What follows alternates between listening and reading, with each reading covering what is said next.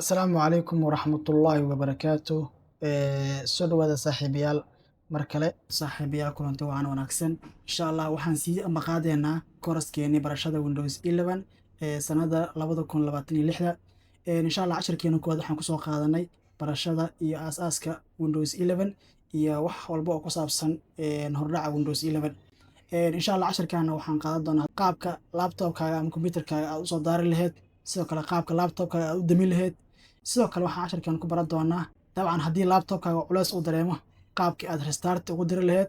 sidoo kale haddii laptopkaaga uu password kugu xiran yahay sidii aad u log garayn lahayd. ugu horreyn waa maxay power button ama start button?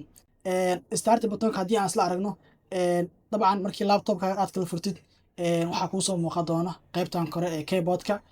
markii aad fiirino qaybta geeska ah waxaa ku yaala button yar. Buttonkaas waxaa loo yaqaanaa power button ama start button. waana buttonka laptopkaaga markii uu dansan yahay aad ka soo daari lahayd. dabcan si aad laptopkaaga u daaratid marka u horeyso waa laptopkaaga waa inuu charger ku jiraa ama sidoo kale bateriga laptopkaaga uu dab fiican leeyahay. haddii aad rabtid inaad laptopkaas aad daaratid waxaad riixaysaa buttonkan weliba si aayara. si aad u daartid waxaad aayar taabataa buttonkan. dabcan haddii aad rabtid inaad laptopkaaga damisidna waa qalad inaad halkan ka damisaa, sababtoo ah waxaa laga yaabaa laptopkaaga inuusan si saxa u damin. si aad u damiso laptopkaaga waxaa jiro button la yiraahdo power, wuxuu ku dhex yaalaa start menu. start menu maxaa la yiraahdaa? start menu waa baran doonaa insha Allah wax walba ku saabsan. start menu waxay ku taalaa qaybta hoose ee taskbarka. waxaan furaynaa start menu. dabcan markay geeskan aad timaadid waxaa arkaysaa buttonka yarka aan ku calaamadeeyey waxaa loo yaqaanaa power. powerka wuxuu qabtaa intii aan ka soo hadalnay oo ahaa in laptopka laga damiyo, restart looga diro, log looga sameeyo. haddii aan furno power buttonka waxa uu qabtaa intaanu shaqo ah. shaqada ugu horeysa waxaa waaye in laptopkaaga aad ka log garaysid, dabcan haddii password kugu xiran yahay. sidoo kale haddii laptopkaaga aad rabtid inaad u soo laabatid ama sleep aad u diratid, halka looga diro waa power buttonka. sidoo kale haddii aad rabtid laptopkaaga inaad shutdown u dirtid ama aad damisid guud ahaanba halkan ayaad buttonka ayaa taabanaysaa, waxaad leedahay shutdown. sidoo kale haddii laptopkaaga culays uu dareemo halkii aad restart ugu diri lahayd waa halkan hoose. waxaad riixaysaa qaybtan hoose ee ku qoran tahay restart.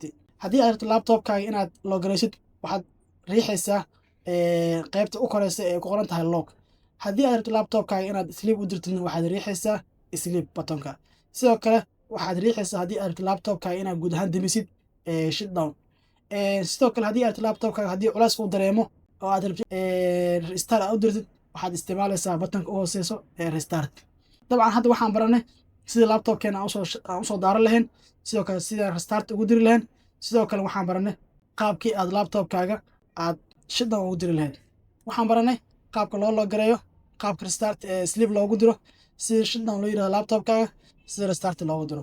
haddii aad rabtid inaad intaas shaqo qabatid waxaa kuu qabanaya buttonkan hoose ee ku qoran tahay start button. soo dhawaada saaxiibayaal.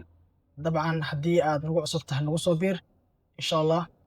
waxaan rajeynayaa insha Allah inaan wax badan kala faa'iidi doono hadduu Alla raalli ka ahaado. magaciiguna waa Injineer Ismaaciil Maxamed. wassalaamu calaykum waraxmatullaahi wabarakaatuh.